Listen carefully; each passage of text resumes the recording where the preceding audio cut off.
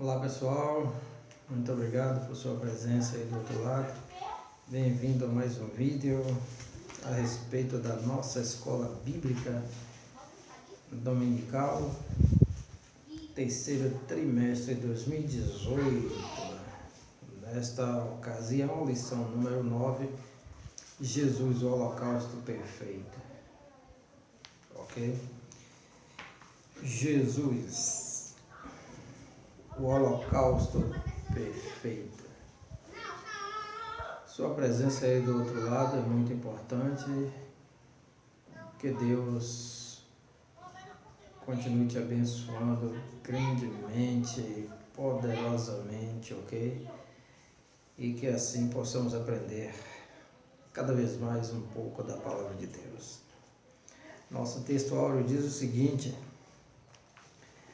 na qual vontade temos sido santificados pela oblação do corpo de Jesus Cristo, feito uma vez.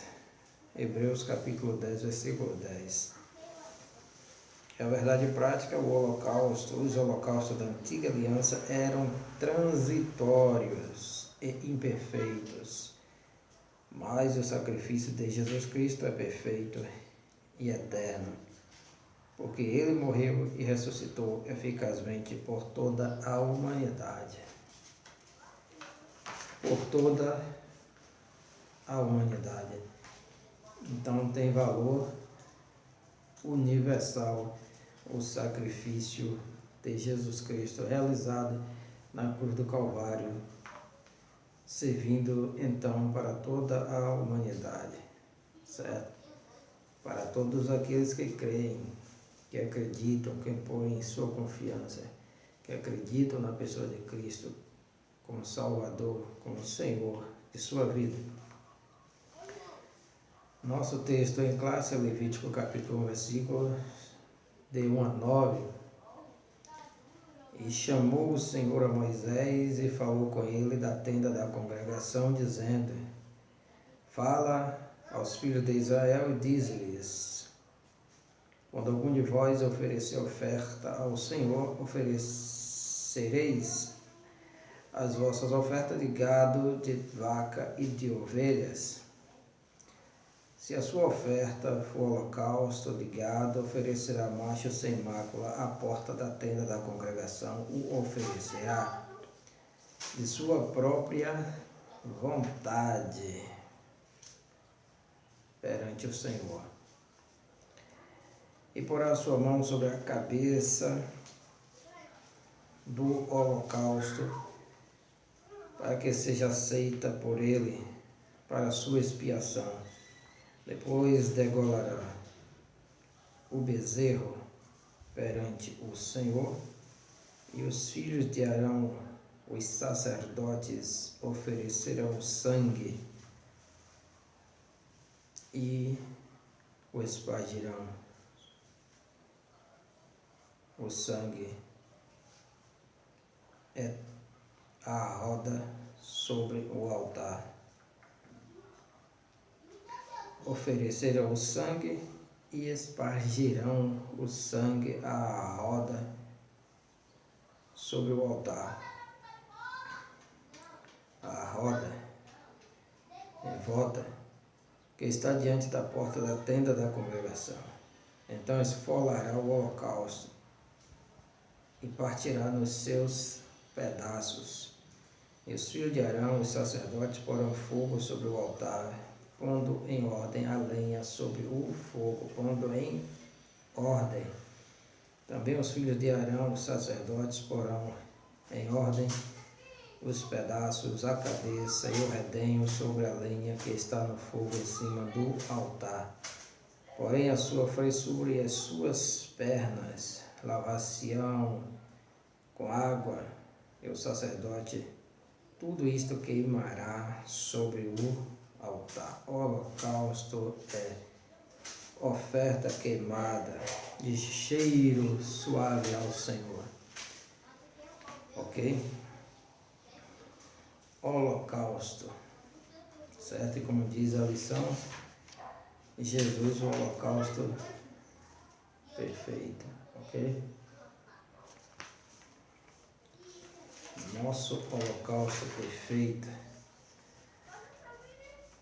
A introdução nos diz o seguinte: apesar da glória e da simbologia do holocausto, os profetas não demoraram muito a revelar a transitoriedade desse ritual levítico. É porque tudo era apenas como sombra, certo? Até que aquilo que fosse real se manifestasse, certo? Se tornasse fenômeno, se tornasse patente, certo? E que resultaria na salvação de toda a humanidade, de todos os seres humanos, ok? Por isso o holocausto tinha que ser oferecido pela fé, com os olhos postos no Calvário. É complicado essa que afirmar assim, dessa maneira. Será que eles tinham realmente o olho no Calvário?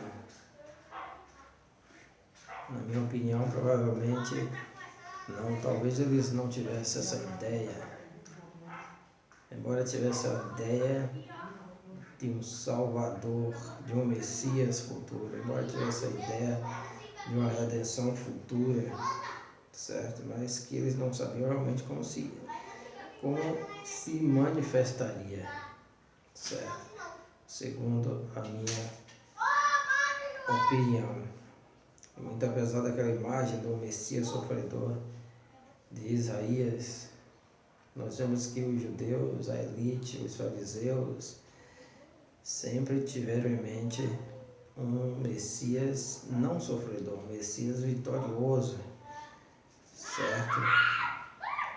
Que os libertaria, os conduziria, certo? À glória, à majestade, certo? Dominando assim todas as nações, principalmente aquelas que dominavam o povo judeu.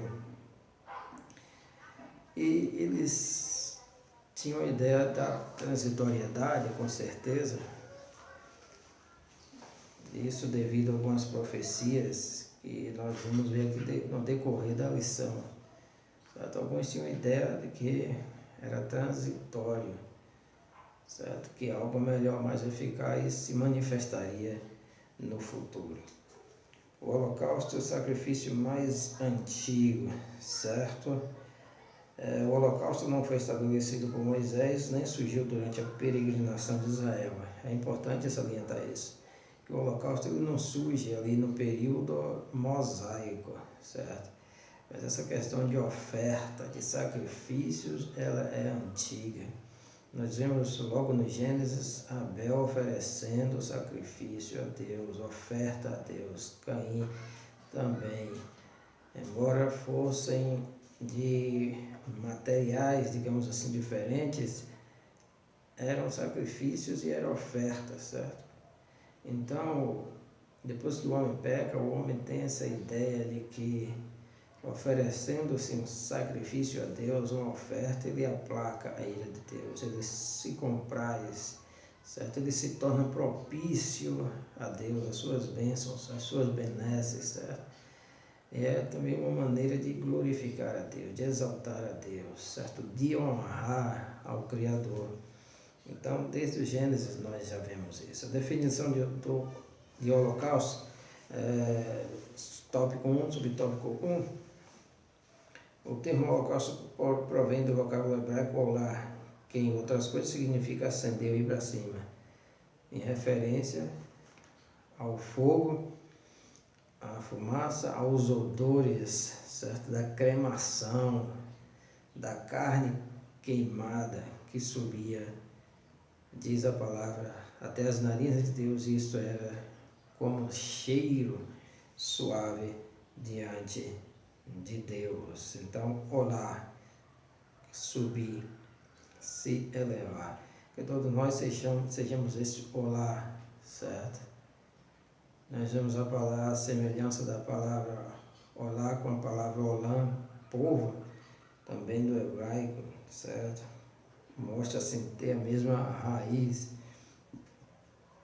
ou seja, o povo em geral tem que fazer este sacrifício. O olã em geral tem que praticar este olá, este sacrifício diante de Deus. Esta é a obrigação diante de Deus, uma obrigação de todos os homens, de toda a humanidade, certo? Procurar glorificar a Deus, exaltar o seu nome, glorificá-lo todos os dias de sua vida. O holocausto era o primeiro e mais importante sacrifício do culto divino no Antigo Testamento, consistindo no oferecimento de aves e de animais. A oferenda implicava a queima total da vítima com sacrifício incondicional. Logo na entrada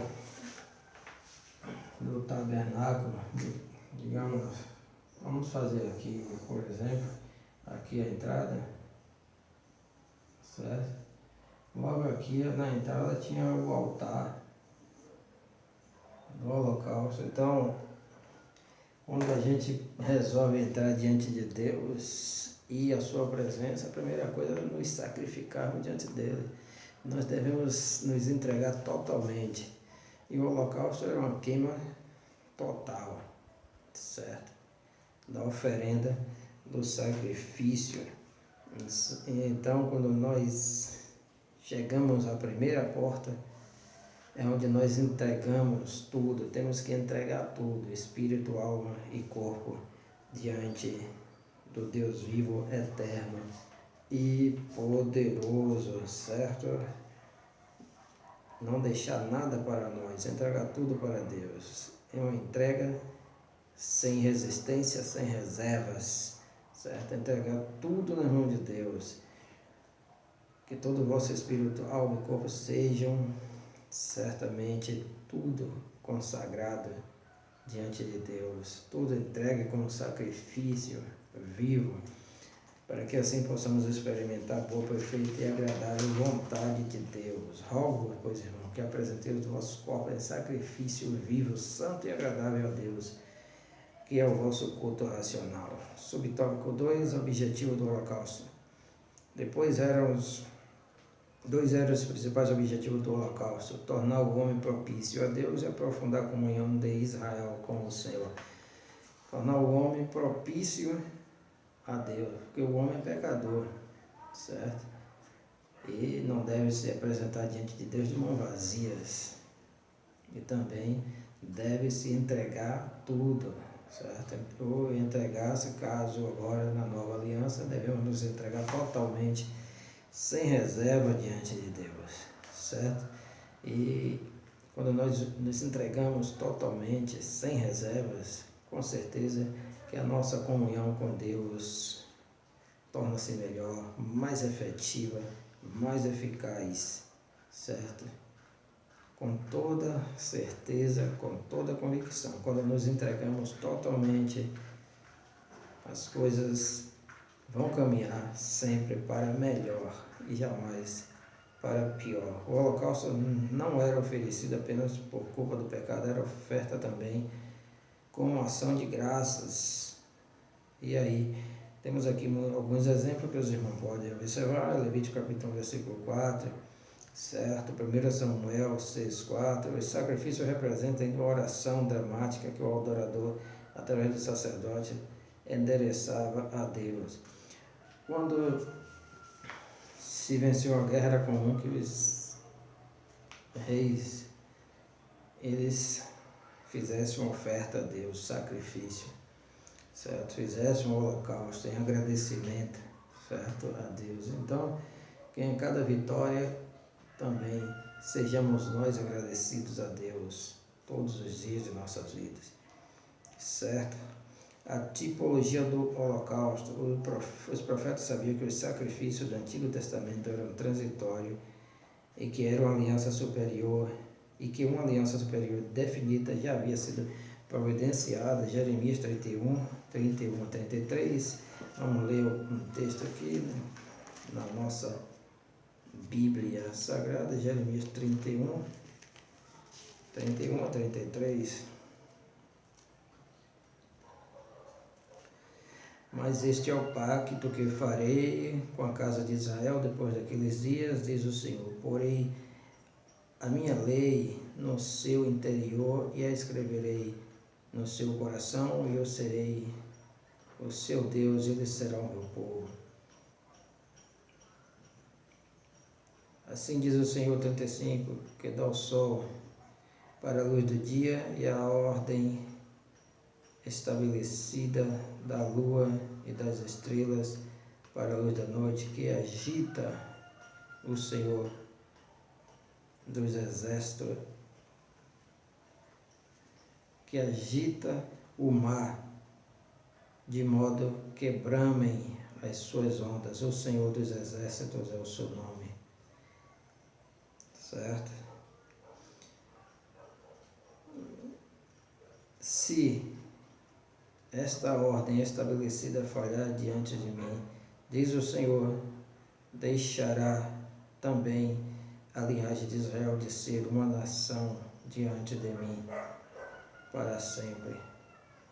O 37, assim diz o Senhor, se puderem ser medidos os céus lá em cima e sondados os fundamentos da terra cá embaixo, também eu rejeitarei toda a linhagem de Israel por tudo quanto eles têm feito, diz o Senhor.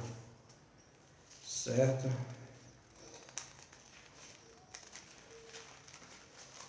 Vamos ver aqui o 31. Eis que os dias vêm, diz o Senhor, em que farei um pacto novo com a casa de Israel e com a casa de Judá, e não conforme o pacto que fiz com seus pais no dia em que os tomei pela mão da terra do Egito. Esse meu pacto que eles invalidaram, apesar de eu os haver desposado, diz o Senhor. Mas eis este é o pacto que farei com essa casa de Israel depois daqueles dias, diz o Senhor, porei a minha lei no seu interior e escreverei no seu coração e serei o seu Deus para sempre. Isso é uma promessa de uma renovação de pacto, e logo nos versículos seguintes que li anteriormente, uma promessa de que o acordo com Israel, que foi feito com Abraão, está firme, certo? E a respeito aqui dessa transitoriedade destes sacrifícios de sangue de animais. Então vem aí uma promessa, certo? Basicamente de uma nova aliança, uma nova convenção, um novo acordo para Israel, que seriam escritas agora no coração, certo? E não em pedras. E aí Deus promete, certo, que se o sol e as estrelas e a lua deixarem de atuar, certo? Porque é impossível que isso aconteça. Então, esse acordo com Israel é o que Deus fez com Abraão, é um acordo falso, é baseado na mentira. Como Deus não mente, esse acordo é eterno, certo? Mesmo que passe por modificações, por aperfeiçoamento, certo? Mas ele sempre continua. O acordo com Israel é um acordo que está firmado em Abraão, certo? E não terá fim jamais. Ou seja, e o povo de Israel não deverá deixar de adorar a Deus jamais, certo? Mas sempre deverão crer nas promessas de Deus, naquele acordo que Deus fez com Abraão, Isaque e Jacó. E assim, esse novo acordo será escrito nos corações com o Espírito Santo agora habitando em cada coração, na nova aliança, que os judeus precisam então crer, certo? Colocar o seu coração, acreditar que Cristo realmente é o Messias, certo? Então nós vemos aí duas coisas: a renovação, certo, desta aliança de sangue, certo, que Jesus Cristo cumpriu e que hoje não precisa mais ser realizada, e o acordo a respeito de Israel como povo, certo, como nação, e também tem como base o pacto, o acordo que Deus fez com Abraão, que jamais terá fim, certo? Davi, por exemplo, estava ciente de que o holocausto apontava para um sacrifício melhor. Salmo 40, versículo 6. Salmo 40, verso 6. Essa passagem de Jeremias é importante porque alguns falam que Deus não tem mais acordo com Israel, certo? Nós vimos aqui que negativo de maneira nenhuma, certo? São apenas falácias. Sacrifício e ofertas não desejas, abriste meus ouvidos, holocausto e oferta de expiação pelo pecado, não reclamastes, certo? Aquilo foi apenas uma sombra, uma tipologia para as coisas futuras que chegariam na pessoa bendita de Jesus Cristo, nosso Senhor e Salvador, ok? Tópico 2, o holocausto da história de Israel no período patriarcal. Subtópico 1, o sacrifício dos patriarcas Noé e Abraão foi apresentado de acordo com a oferenda, ou seja, um holocausto que Abel ofereceu ao Senhor. Por isso a oferenda pode ser considerada a mais antiga da história sagrada. Gênesis 4:4, Abel oferece, certo, do seu rebanho, um animal. E esse aqui é o primeiro sacrifício retratado. Abel também trouxe dos primogênitos das suas ovelhas e da sua gordura. Ora, atentou o Senhor para Abel e para a sua oferta. Será que Deus está atentando para a nossa oferta? Então, o sacrifício é algo muito antigo na história da humanidade, certo? Muito antigo mesmo. Desde que o homem é homem que vem realizando sacrifício, ofertas, oferendas para Deus ou para algumas deidades, divindades, para ídolos, ou seja lá para o que for, para alguma entidade espiritual, certo? Então são coisas muito antigas, mas em Israel nós vemos aqui o suprassumo do sacrifício, certo? Suprassumo.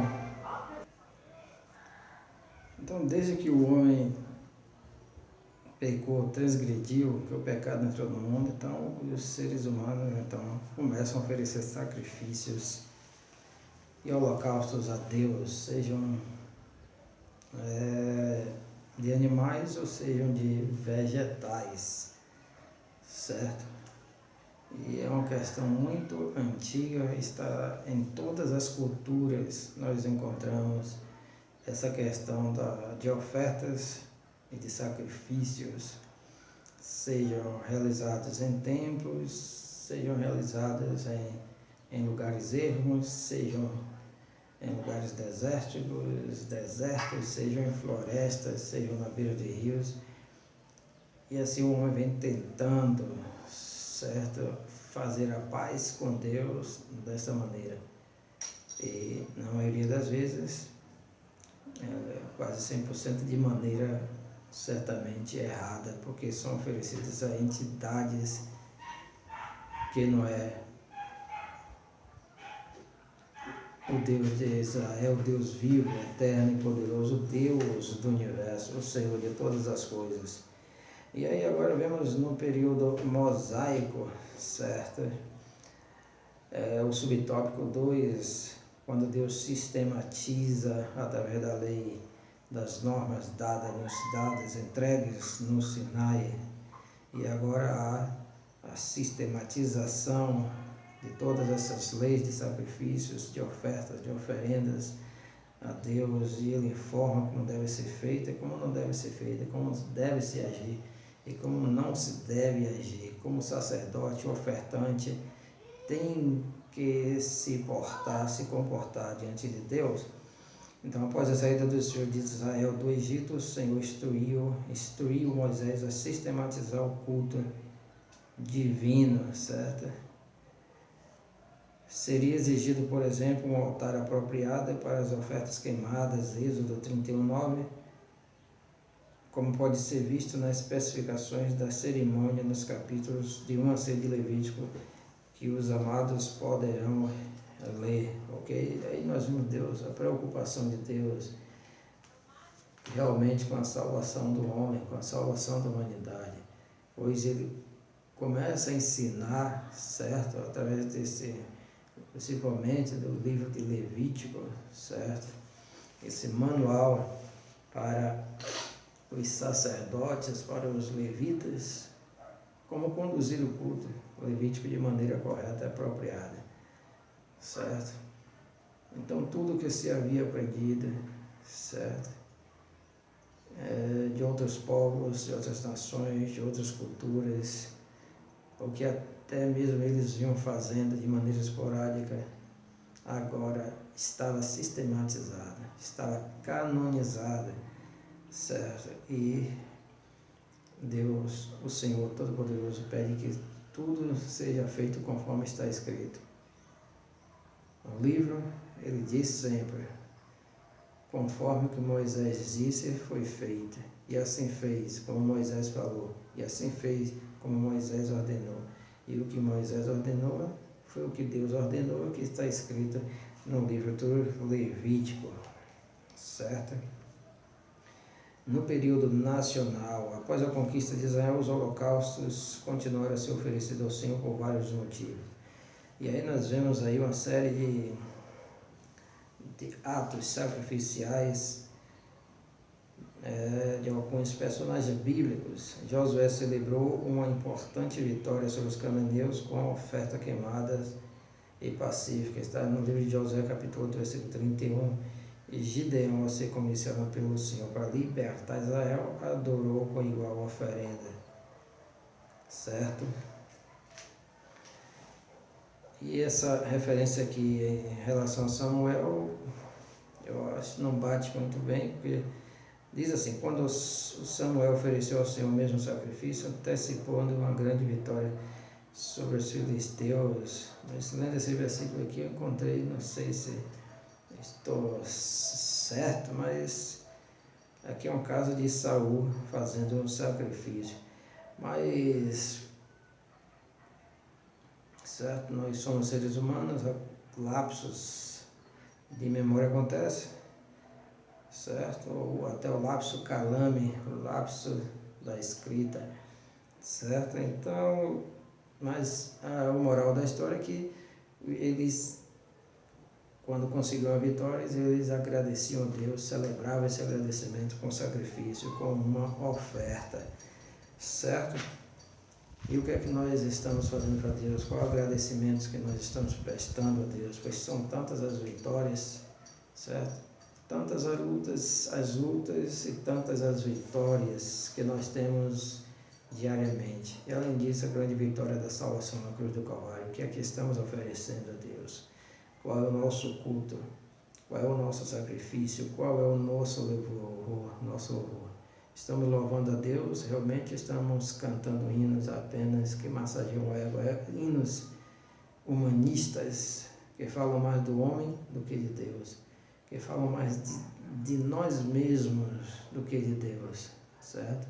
É uma questão para pensar, um caso para pensar, certo? Após o exílio, o retorno do exílio, os judeus, agradecidos a Deus pela restauração do seu culto, também apresentaram ofertas queimadas, Esdras 8:35, certo? Ao aproximar-se do Senhor com a oferta queimada, o crente hebreu mostrava, através desse rito, uma disposição de entrega não somente à vítima, ao Senhor, como também a si mesmo, certo? Era um caso de empatia, certo? Pois se colocava a mão na cabeça da vítima, certo? E a partir daquele momento havia como que uma transferência, certo? E a vítima, aquela vítima que estava para ser sacrificada, abatida, seria o ofertante, certo? Ofertante que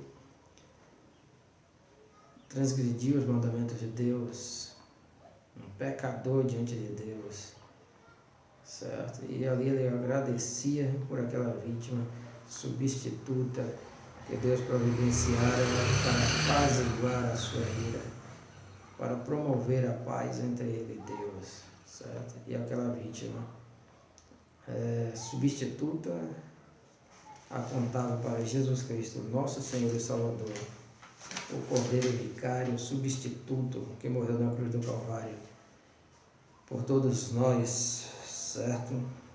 Chegamos ao tópico 3, Jesus Cristo, o holocausto perfeito, certo? Subtópico 1, do tópico 3, a encarnação de Cristo. A encarnação de Cristo foi o cumprimento cabal perfeito da profecia de Davi. Sacrifício e oferta não quiseste, os meus ouvidos abriste, holocausto e expiação pelo pecado não reclamaste. Salmo 40, versículo 6, certo? Cristo é o cumprimento. Cristo é o cumprimento, certo? É o Cordeiro, certo? Que foi preso pelos chifres, certo? Chifre representa poder, seu poder que ele tinha junto ao Pai, ele não pôde usar, deixou toda a sua glória tornando-se homem, certo? Ele foi preso pelo chifre e foi sacrificado no lugar de Isaac, que representa todos nós, certo? O Cordeiro Vicário, o Cordeiro Substituto, o sacrifício vicário, aquele que nos substituiu, certo? No castigo que estava preparado para todos nós, que todos nós merecíamos, por assim dizer. E ele substituiu perfeitamente, porque não tinha pecado, certo? Não havia dolo algum em sua vida. Jesus foi duramente provado em todas as coisas, mas vencendo-as apresentou um testemunho fiel e poderoso na terra, nos céus e no próprio inferno. Filipenses capítulo 2, versículos 9 a 11. Então, Jesus Cristo, nosso Senhor, é o supra-sumo do sacrifício, supra-sumo sacrificial, que morreu por todos nós, certo? O supra-sumo, esse tópico 2, o subtópico 2 do tópico 3, que fala sobre o sofrimento de Cristo, né? Que fala das suas provações, certo? Como ovelha muda levada ao matadouro, certo? Assim como a vítima do holocausto era antes de ser queimada, repartida em pedaços, o Senhor Jesus foi submetido a todos os sofrimentos e angústia, embora seus ossos não fossem quebrados, certo? Seus ossos não foram quebrados, nem divididos, por assim dizer, mas o cordeiro do sacrifício, do holocausto, sofria, certo? Sofria. O cordeiro não devia ter mancha nenhuma, certo? Deveria ser perfeito, deveria ser primogênito, certo? E o cordeiro é uma ovelha nova, assim Jesus também foi novo, pois morreu em tenra idade para nos salvar, para nos libertar. e sofrendo morte horrível, morte terrível, morte de cruz, para nos dar a salvação, certo? Na condição de Cordeiro de Deus, o holocausto dos holocaustos, ele reunia-se o cumprimento de todas as ofertas e oferendas do sacrifício do livro de Levítico, João 1:29, quando o batizador diz: eis o Cordeiro de Deus que tira o pecado do mundo. Não tira o pecado somente de Israel, mas do mundo inteiro. Esse Cristo eterno e poderoso que nos salvou. Sobre o tópico 3, a morte e ressurreição de Cristo, o auge do sofrimento de Jesus Cristo como nosso perfeitíssimo holocausto foi sua morte no Calvário, certo? Todo cordeiro era morto no altar, o altar era um lugar elevado, Jesus Cristo morreu no lugar elevado, certo? Havia lenha no holocausto, Jesus Cristo morreu numa cruz, numa madeira, numa lenha, certo? Por todas nós, por toda a humanidade, certo? E como a lei foi entregue no monte, Jesus Cristo morre no Monte Calvário, trazendo então a nova aliança para todos nós, para toda a humanidade, escrevendo-se agora a lei nos nossos corações e não mais em tábuas de pedra, certo? Porque Ele é Senhor, todo eterno, todo poderoso. Mas ao terceiro dia, eis que ressurge dos mortos como Rei dos Reis, Senhor dos Senhores. Mateus 28, de 1 a 10. Com a sua ressurreição, Jesus planifica o sacrifício perfeito como ofertante e oferta. Ele é o holocausto dos holocaustos. E aqui temos uma referência, Hebreus capítulo 9, versículo 27. E nós vamos dar uma olhada aqui para encerrar, certo, essa lição. Hebreus capítulo 9. Versículo 27 e 28 é a referência dada aqui pelo nosso comentarista. Então vamos dar uma olhada. E como aos homens está ordenado morrerem uma só vez, vindo depois disso o juízo, assim também Cristo, oferecendo-se uma só vez para levar os pecados de muitos, aparecerá a segunda vez sem pecado aos que o esperam para a salvação. Então Cristo morreu, ressuscitou, subiu aos céus e ele voltará sem pecado, sem essa carga de pecado que ele levou sobre si, da humanidade, certo? Ele voltará. Fique atento, mantenha-se fiel a Jesus, porque ele voltará e nós precisamos estar preparados para que possamos subir com ele, certo? Então, a conclusão, essa lição faz-nos refletir sobre o sacrifício perfeito de Jesus. Ele morreu eficazmente por mim e por você. Não podemos ignorar o sacrifício de Cristo. Se o fizermos, sobre nós recairá o justo e esperado juízo de Deus. Hebreus 10, 26 e 27. Versículos semelhantes. Então, meu irmão, meu amigo, não ignore o sacrifício de Jesus de maneira nenhuma, certo? Não ignore.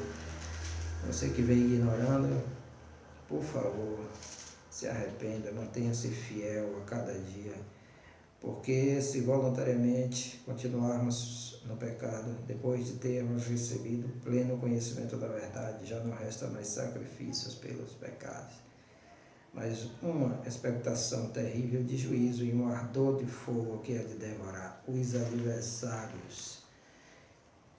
É interessante notar que o fogo é para devorar os adversários. Então, se você não quiser ser adversário, ser devorado pelo fogo, se mantenha firme em Cristo, receba Cristo como seu Salvador, que Ele seja o seu Senhor todos os dias de sua vida, ok? Mantenha-se firme, fiel a cada dia, a cada instante, a cada momento de sua vida, ok? Então, que o Senhor esteja com cada um de vós, que o Espírito Santo de Deus possa falar melhor em cada coração, certo? Que fale melhor em cada coração, que o Senhor fique com todos vós, em nome de Jesus. Amém.